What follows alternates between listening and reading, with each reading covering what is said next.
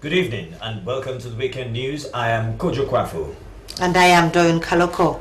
Coming up in this edition of Weekend News, President Anisbai Nkrumah and Ellen Johnson Sirleaf conclude sub-regional talks in Freetown. Government set up committee to look into the water crisis in the western area. Toke community benefit from an ultra-modern health center provided by the Medical Peace Foundation in South Korea. And Sierra Leone Midwives Association joins midwives across the globe to celebrate this year's International Midwifery Day. All those stories, including business and sports, lined up in this edition of News Hour.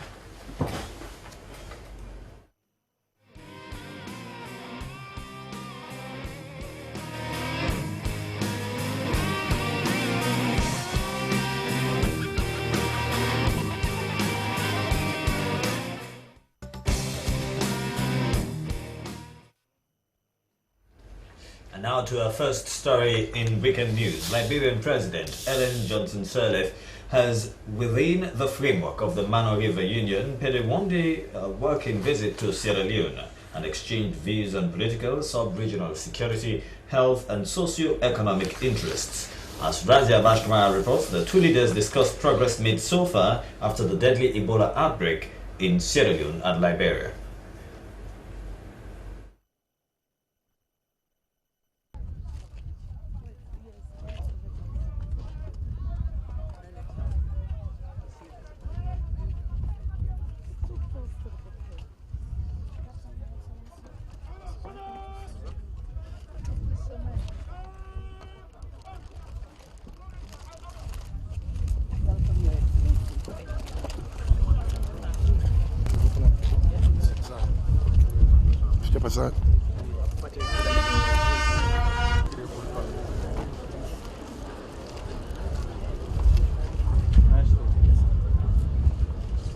Declaring the purpose of the visit, the Minister of State 1, Ministry of Foreign Affairs and International Cooperation, Mohamed Jibril Sissé, said government of Sierra Leone received a very distinguished guest in the person of Her Excellency President Ellen Johnson Sirleaf of Liberia.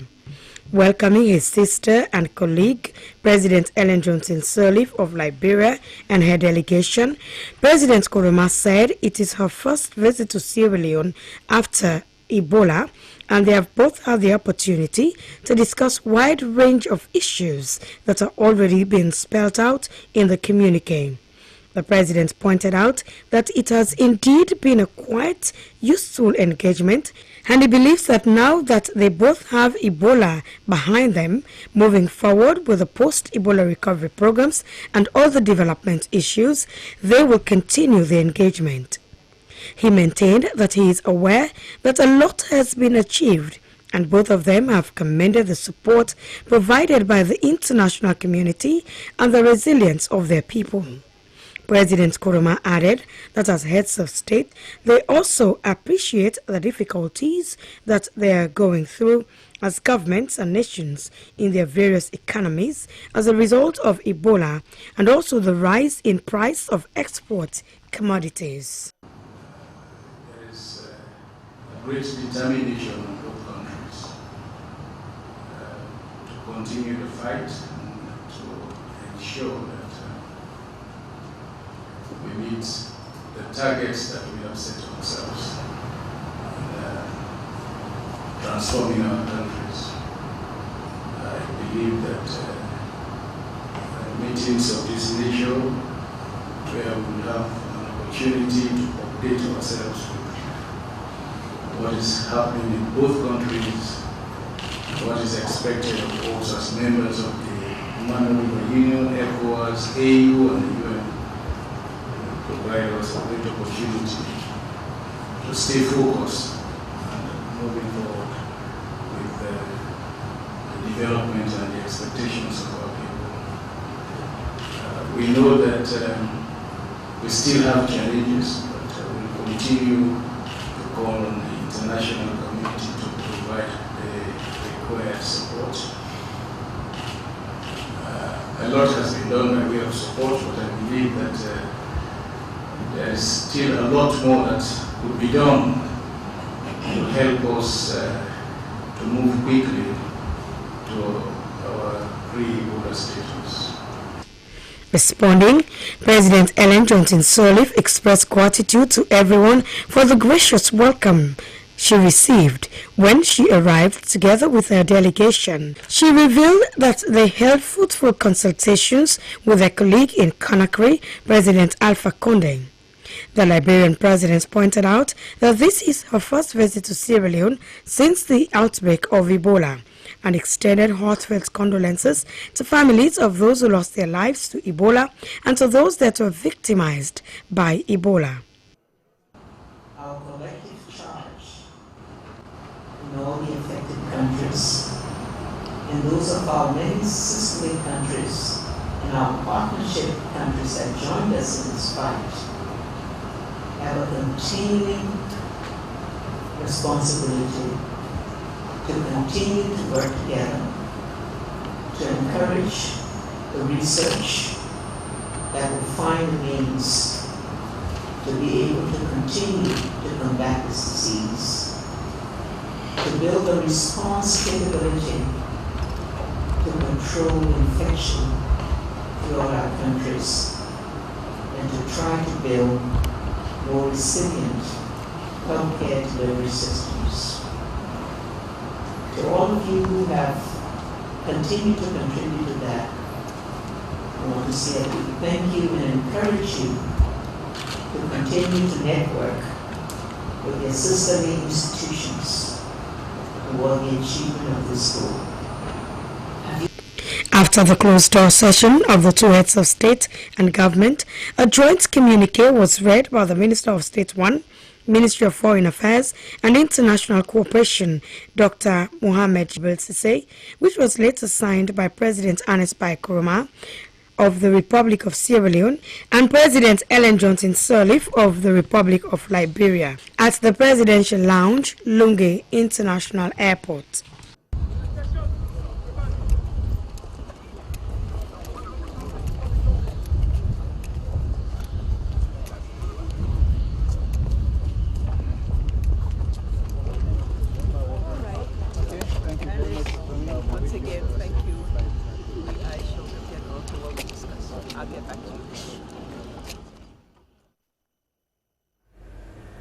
Well, still with the presidency, after a closed-door meeting between President Ernest Bai Koroma and Ellen Johnson Sirleaf, a joint communique was issued, which was read by the Minister of State 1 in the Foreign Affairs Ministry, Dr. Mohamed Jibril Cissé.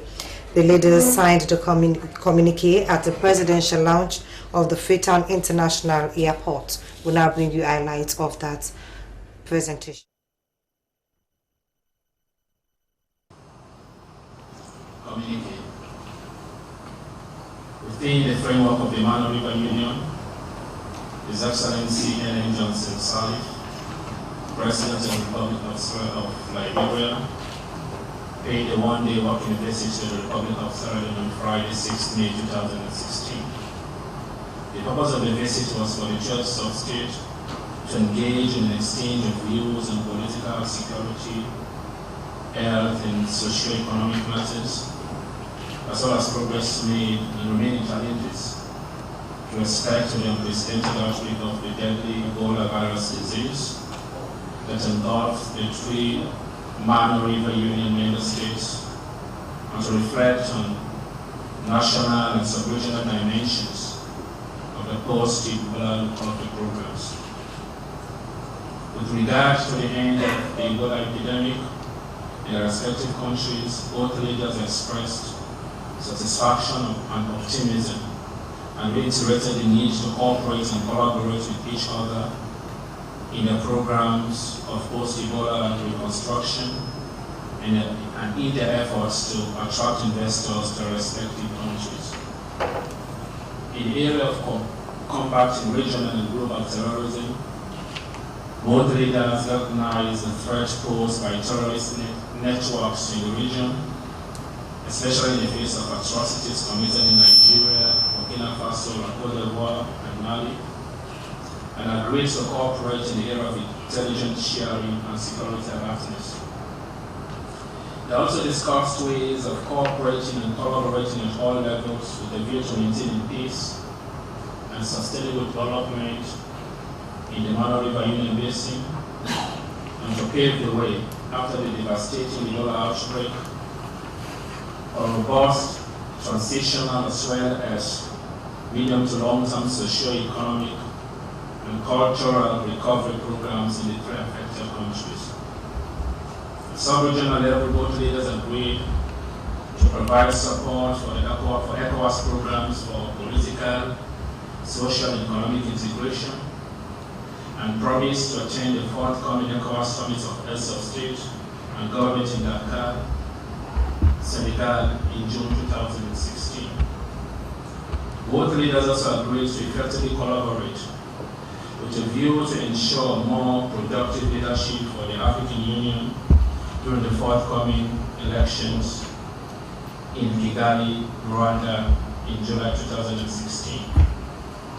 Dilating on the need to strengthen security and stability along their borders, the leaders agreed to develop stronger synergies among local communities and authorities along the borders in order to complement the efforts of the central government authorities.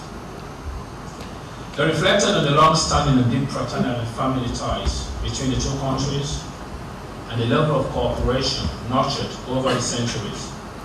They further pledged to strengthen those historical and cultural linkages on a renewed dimension, given the kinship and ethnic commonalities existing between the two countries. The two leaders commended each other on their respective efforts to sustaining peace, economic development, as well as stemming the Ebola outbreak. They thanked the international community for the support rendered to the three most affected countries in those difficult moments of the scourge, and further appealed to them to scale up activities with a view to achieving sustainable economic growth within the MANO River Union region. Both leaders agreed on the necessity for more regular meetings amongst ministers of the sister republics for more effective coordination of policies and actions. Both leaders also agreed on the need to fast-track structural reforms of the MANO River Union to ensure greater impact of its work and interventions in the sub-region. Both leaders agreed to work together and cooperate with the international community to stem the scourge of human trafficking and other related transnational crimes in the MANO River Union Basin and in the sub-region. Her Excellency, President Ellen Johnson Sirleaf, expressed solidarity and empathy with the government and people of Sierra Leone during the trying moments of the Ebola outbreak, and acknowledged with deep appreciation the relenting efforts and commitment of our brother and colleague, His Excellency President Qwafor, towards containing and bringing the Ebola outbreak in Sierra Leone and Liberia to a halt and ensure that Ebola, as the two countries have been declared Ebola-free. She reiterated the determination and commitment to collaborate with the republics of Sierra Leone and Liberia to pave the way for these countries to regain their pre-Ebola development strides. His Excellency President Qwafor commended the leadership of Her Excellency President Ellen Johnson Sirleaf for charismatic and strong leadership in maintaining peace and sustainable development, as well as in the fight against the Ebola scourge in Liberia. President Qwafor agreed with his colleague and insisted on the need to mobilize resources in order to reinvigorate the economies of the three most affected countries. He re-echoed the appeal of his colleague to the international community to continue to give much needed support to the three Ebola-affected countries, including budgetary support, debt cancellation, and the building of resilient public health systems. The two heads of state extended their heartfelt condolences to all those families that lost their loved one to the Ebola epidemic. Finally, both leaders agreed to work closely in order to further strengthen the existing economic, cultural and other bilateral ties between the two countries, and also within the MANO River Basin. Her Excellency President Ellen Johnson Sirleaf extended a deepest appreciation to His Excellency President Ernest Koroma for the characteristic warmth and generous Salone hospitality according to her and entourage during the visit. The two heads of state agreed to continue to hold regular consultations on regional as well as international issues and matters of bilateral interest. Yesterday, the communique now will go on to the signing ceremony.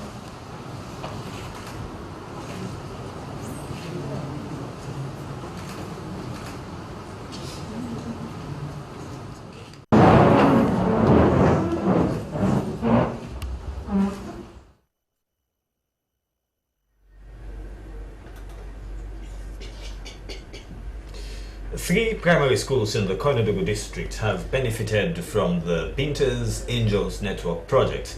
The gesture comes as a result of dropping education standards in that part of the country. Rose Konima Stevens report. I want to take this opportunity on this singular honor and privilege for formally opening this school built by Binta's Angel and in partners. God bless this school and the children the way they get for attendance. Thank you. Thank you. 20 years guarantee. KOINADUGU district is the largest district in Sierra Leone, comprising of people from different cultures who earn their living either through petty trading, farming, or cattle rearing. Most of these people gathered here could either be teenage mothers, businessmen and women, or young girls who might have been given into early marriages. Education in this part of the country is lacking due to some of the above-mentioned reasons. In a bid to provide a better learning environment for children, especially the girl child, Binta's Angels Network, a non-profit making organization based in Holland and Sierra Leone, have provided a primary school each with furniture in the KOINADUGU district. The communities include Foronoya in Sengbe, Makono in Warawara Yagala, and Koba Junction in Folosaba Dembelea chiefdoms. Addressing the gathering in all three communities, the head of Binta's Angels Network, both in Netherlands and Sierra Leone, Binta Jallo, and her partners referred to the support as a means to complement government's efforts in providing an enabling learning environment for children in the country. According to them, education should be an equal right for all and cannot be equated to anything in the world, as it is a way out of poverty. I am the founder and a native of KOINADUGU district villages. The school comprises of 4 classrooms, 1 staff office.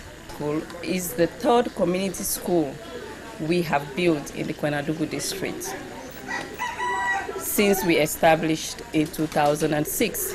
Our immediate aim is to help build and renovate schools in deprived communities and provide clothing, toys, books, and school material. That's special for education.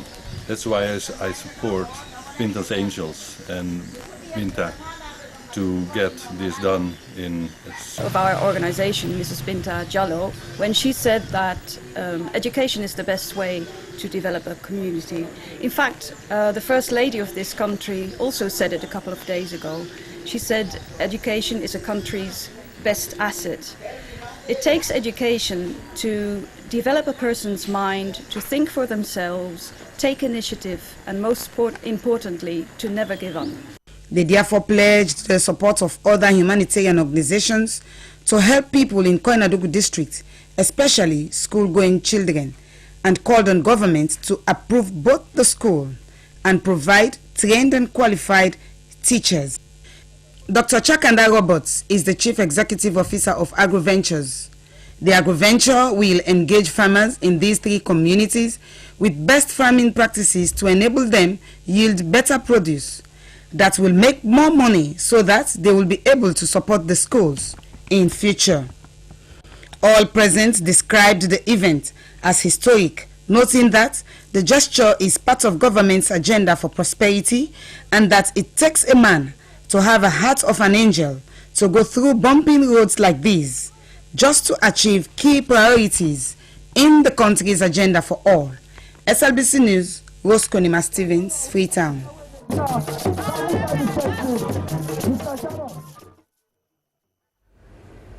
Residents in Freetown are currently in dire straits due to lack of potable water in the city. This had led to people scavenging for the small supply coming from the Guma system. Others have resorted to other unsafe sources to acquire this vital necessity. SLBC News, in a bid to understand the situation, has been investigating the problem by taking a look at Guma's various water sources. Francis Bernard reports. Freetown City is currently experiencing low water supply, caused mainly during this time of the year when the country is in the thick of the dry season. Guma Valley Water Company, which is in charge with the responsibility of providing potable water from its various reservoirs, has faced major challenges in view of the current low supply due to the drying up of most of its water sources. According to investigations carried out by SLBC News in Guma's operational areas, it was clear that all the sources have gone dry. Even Guma's main reservoir at Guma Dam at Success, which supplies 75 million liters of bulk water per day to Freetown, is equally affected as the water level in the dam has gone low, which has led to the rationing of water in the city. Similarly, the Babadori Reservoir at Regent's Village has almost dried up due to the extensive human activities around the catchment area, from where the two sources of Congo and Sugarloaf supplies have dried down. Also, the Cemetery Blue at Wellington, which supplies the communities in the Far East, has completely dried up, as can be seen in the clip. So too is its subsidiary source at Charlotte, which supplies Allentown and its environs. Even the water source which assists the central part of the city, particularly the upper mountain terrace called the White Water Source at the back of Botanical Garden of Robe College, is currently dried. Meanwhile, government has set up a task force comprising major stakeholders to address the situation, and one recommendation put forward as stopgap measure is for Guma to set up water tanks in some of the unserved areas in the city, where Bowsers can supply water to the people on a daily basis. Another recommendation is for the task force to tackle the high level of deforestation around water catchment areas.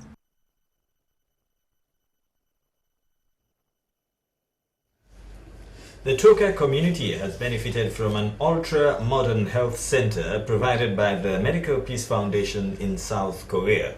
This has been officially handed over to the community by Health and Sanitation Minister Dr. Abubakar Fofana. Joseph Stanley filing this report read in the studios by Sheikh Sumaila.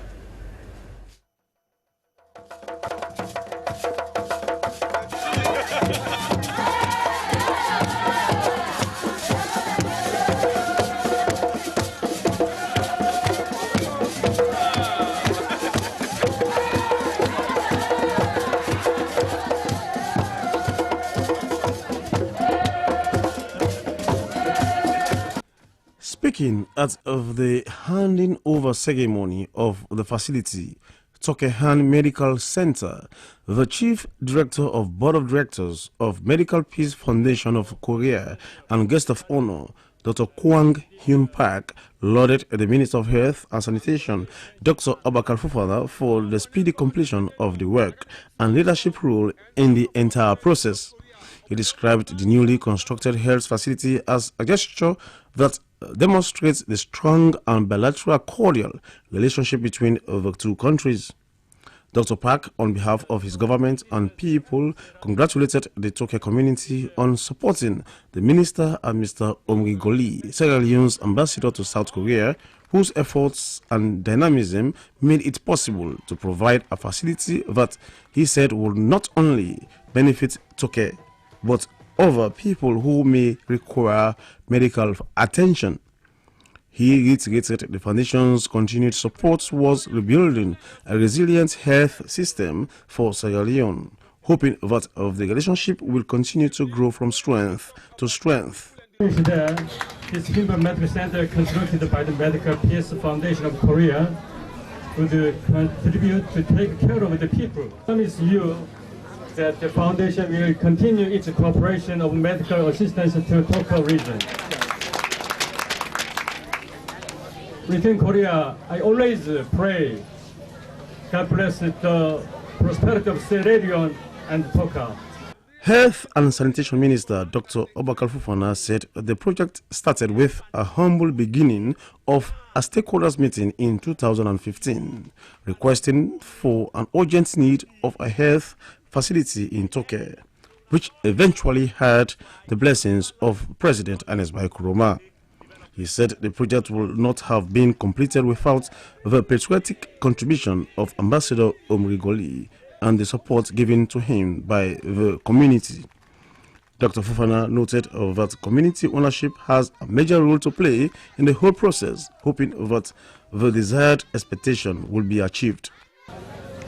Today, again, we all day now for for witness another Mungu launching again of the Tokehan Health Facility. And not to end also, in the next 2 to 3 weeks, we'll be back now at Talu. What you go there for? For the other Mungu launching of 100-bed hospital now at Talu. So, and as we come on, also, where they go? Will they go na Koya? Will they go back for another Mungu launching of another facility like this na Koya? So if you then call una Mungu, una no vex. Mungu, I go tell una what it mean. The M na man. The U na understanding. The N na never. The K na knowledge. And the U na undertaking. So Mungu means a man of understanding never lacks the knowledge to undertake development. So now in Mungu means. So from today, anybody call you Mungu, say yes. I am a man of understanding, and as a result, I will never lack the knowledge to undertake development. From where President Kuroma comes, he don't one day lack knowledge for take development. No. Non-stop. Not so. Yes. Western Rural District Council Chairman Hassan Cole described the facility as a life-saving structure that will ease the burden of seeking health care distance away from Tokyo, and on behalf of his people expressed gratitude and appreciation to the Medical Peace Foundation of Korea. Similar sentiments were expressed by the headman of Tokyo, Alhaji James Lowe, and the Member of Parliament for Constituency 93, Honorable Dauda Kalon. A conducted tour of the facility formed a high point of the ceremony. In a similar engagement, Dr. Kwang Yung Pak of the Medical Peace Foundation, Ambassador Omrigoli, and Dr. Qwafor visited the proposed site for the construction of a community health center at Bagbai village in the Koya Chiefdom, Kalokoh district. Commissioner National Youth Commission and Son of the Soil, Anthony Kroma, expressed the challenges faced in seeking medical attention, noting that of the distance from Songo, Masiaka and Sumboya to access health facility for a population of over 3,000 people. He commended the Minister of Health and Sanitation for making the visit to the proposed site and expressed the preparedness of the community towards the development of the project, thanking Ambassador Omrigoli and the Peace Medical Foundation for what he described as a dream come true. The Ebola, he said, had an adverse effect on the lives of the people, pointing out that the completion of the project will bring solace to his people and the immediate environs. Health and Sanitation Minister Dr. Qwafor described the day as unique in the history of Bagbai. the Koya Chiefdom and the Kalokoh district as a whole. He noted of the challenges and constraints in seeking health care elsewhere, adding that of the completion of the facility will help address most of the problems, especially children under age 5, pregnant women, and of the newborn. The Sierra Leone Midwives Association has joined midwives across the globe to celebrate this year's International Midwifery Day. Midwives dedicate this day to remind the world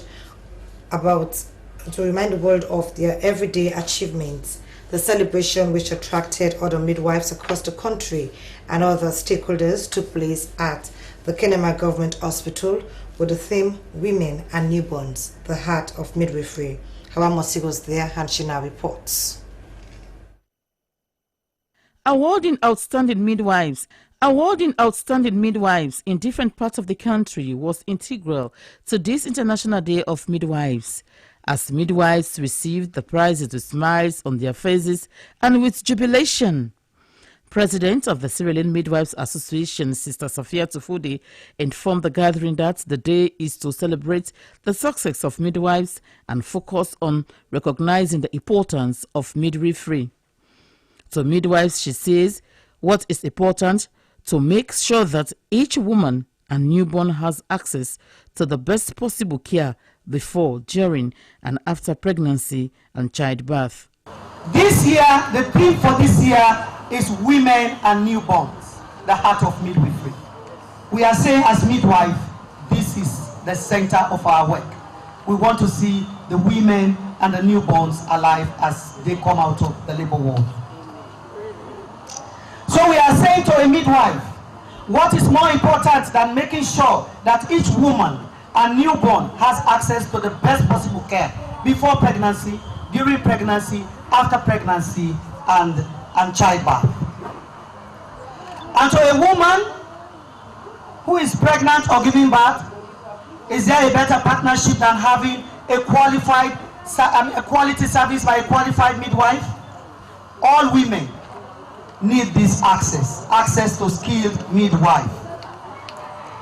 The women of Sierra Leone need midwives now and in future. The president of the Midwife Association commended the United Nations Population Fund for their support in capacitating more midwives across the country. The district health sister of the Kenema Government Hospital, Sister Hawa Darami, highlighted that the International Day of Midwives is a global campaign to share success and challenges. Sister Hawa Darami disclosed that the day is to honor midwives for their great contribution made so far in providing quality services for pregnant women and their newborns. The town chief of Nongowa Chiefdom, Musa Kalon, thanked the management of the Kenema Government Hospital, especially the midwives, for their outstanding role played in the lives of pregnant women during and after delivery. The feed coordinator of the International Rescue Committee, Alusa Impulum, says the role of midwives are important in the lives of men, also not only women. He pledged his organization's continued commitment to the government, especially in the area of the free healthcare service delivery, among others. SABC TV News Eye in Freetown, Hawa Mosiwe reporting.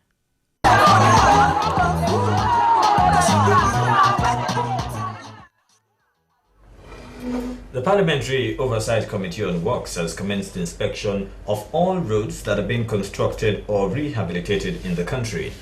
The committee is at present inspecting roads under construction in the western area, and it will be proceeding to the provinces. We'll now bring you highlights. This is our second stop for the day. The contractor for this project are female group. They come for kind of inspection like the other roads. So many questions that they don't ask about this project. Why the delay, the blocking of entrances, so on and so forth. So the people that will answer the questions, they're there today. We'll never ask them a question, get the format here, so they use to ask them questions. Do you have feel free. The reason why they come for can inspect, because even though that are private people left, and that they deal with MDAs, but always they use our contractors as witness of SLR. because for SLR is fall under department. And if now they do the project and then they pay now from the consolidated fund through Ministry of Finance, now they deal with government money. So it is the business of Parliament. So that's why we're here through SLR. We not they ever write to direct. We go through SLR on a department, we go on a private. But for the fact that they pay now from finance, from government money, and when I sign contract with the people of Sierra Leone, I make the follow. So therefore ask now, few cautions them. If I get variation as from now, from the original price, or the original scope to now, the scope change, the scope of work change, the pricing change, the timeline change for any reasons? So all three don't change. The project in the original length starts from Padeba Road go up to Choi Trams, but we don't extend, they don't add the section up to the Popwin College, and they don't add Kinaman Road. One or two other things they don't change about the project on Hillcourt Road. All of that they don't need to, they cost change. I'll go ask the quantity surveyor, Mr. Alpha, may talk about it. The initial project will be 4.76 kilometers. Starting from there to Pademba Road to 200 kilometers away from Church. But doing several meetings with the results, they decided to add 1 kilometer from the original stop to the country capacity. That it cost about 60 million euros. Then later, the client decided for add which cost 24 million euros.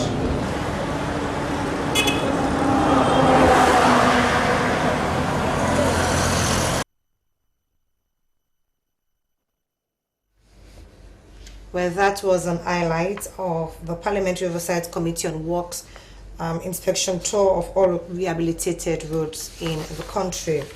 In order to make education accessible to the children of the Kalokoh Sokowara community in the Warawara Yagala Chiefdom, KOINADUGU district, the Cross Parish in Germany has provided a newly constructed school of 2 buildings. Nasruddin Kuma was there and he filed in this report.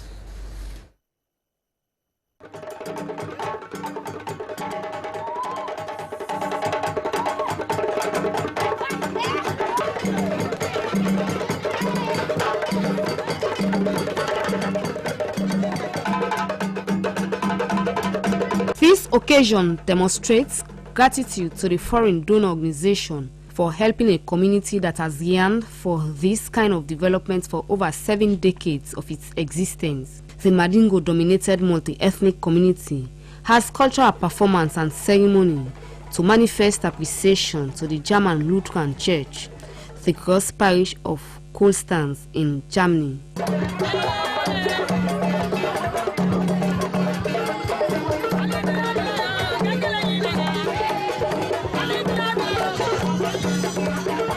The head of the project, Barbara Butcher, is being carried on the head by 4 able-bodied men, as tradition demands, as heroine who has achieved a goal for their community. Here is the project's coordinator, Yembe Mansari, who has been the bridge between the donor group and the Kalokoh Sukurala community. We all there so today for can witness the opening and handing over of this primary school in Kalokoh Sukurala village, KOINADUGU district. Well, this project come about with the intervention of some friends that I get from Germany. When I've been asking them, I've been requesting them to help me to build a school and the community to start home. So they may consent for help me. So they may say, I can look for the community where they in need of primary school. To inside them, will give me this help here. So I can at this community here, so where this community is a part of my chiefdom, Warawara Yagala chiefdom. So Akaya and this community they in dire need of school. Because they begin them, they come all the way from here to Kabalawina, about 3 to 4 miles. The community, through the chairperson at the handing over ceremony, Madam Mantene Kagbo, presented the donors and officials, dignitaries of the project and the Ministry of Education. This appreciation was extended to the German ambassador to Sierra Leone, Wolfgang Wusthof, who was given the honor to cut the tape to the new facility by the Deputy Director of Education for KOINADUGU District, Abubakar Kuyate. The German ambassador, in a short statement, was quick to establish that the school has been funded solely by a group of Lutheran worshippers of the Cross Parish Kohlsdance in Germany. He maintained that they funded the project with monies voluntarily contributed in their small settlements. He encouraged the people to make the best use of the facility to take their community to a higher height. The education boss in the district, Abubakar Kuyate, confirmed that the school meets the government set standard, that is toilet facility and water, among others, convenient accommodation for the children. With this, Mr. Kuyate promised that he will facilitate the approval of the school. He thanked the Germans for the facility. The Director General of the Sierra Leone Water Company, Samuel Bangura, has disclosed that the Kabala Water Project will soon be utilized. When completed, the water facility will serve up to 70,000 residents of Kabala Town and its immediate environs in the KOINADUGU district. Mr. Bangura made the disclosure during the inspection tour of the construction site at Musaya Town along the Mongo River in the Folosaba Dembela Chiefdom, KOINADUGU district. Ibrahim Samara reports.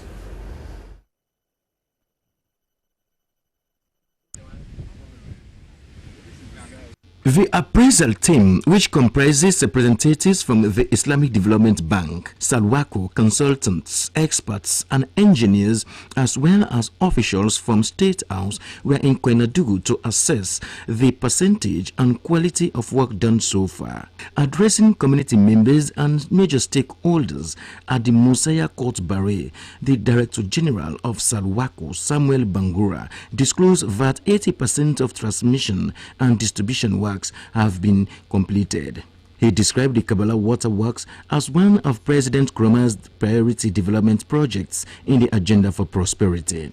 Mr. Bangura told his audience that the project is capital intensive and as such it is being jointly supported by the government of Sierra Leone and the Islamic Development Bank. He said the government is addressing the problem of water in several communities across the country, but the Kabala Water Project is one of the best.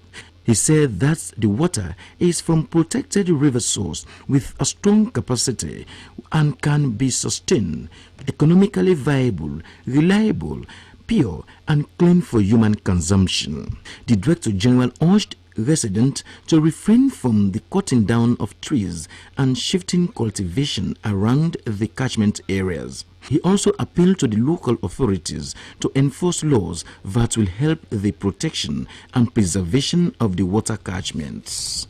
In his contribution, the project coordinator, Mr. Bell, said the Kabala Water Project is jointly financed by the government of Sierra Leone and the Islamic Development Bank, and that work commenced in 2011 and was expected to be commissioned in 2014. But there was a break in civil works for nearly several months during the Ebola outbreak. Mr. Bell added that the project is expected to serve residents for several years, pointing out that the Kabala Water Project has a better source with a high water capacity and that the project component consists of health and sanitation.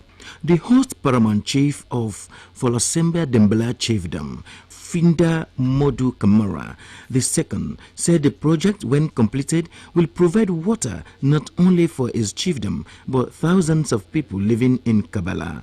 He said safe drinking water has been a problem in that part of the country since his childhood days.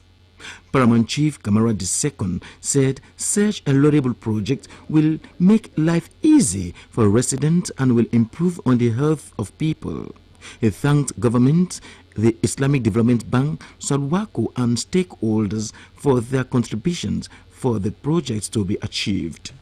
The Islamic Development Bank tax team leader of the project, Wine Winjayanto, said they are impressed with the project operational activities as it is almost completed.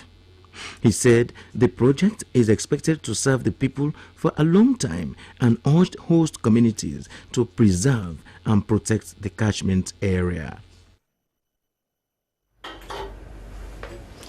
To end the news, we'll look at the main points again. President Ernest Bai Koroma and Ellen Johnson Sirleaf have concluded a sub-regional talks in Freetown. Government has set up a committee to look into the water crisis in the western area. Toke community has benefited from an ultra-modern health center provided by the Medical Peace Foundation in South Korea.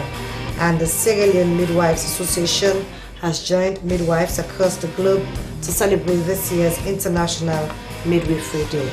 That's all in this edition of Weekend News. On behalf of the news editor, I am Kojo Qwafor. And I am Doreen Kalokoh. For more information about our program, to send us an email to contact us at slbc.sl. And thanks to the cameraman, Said Masari.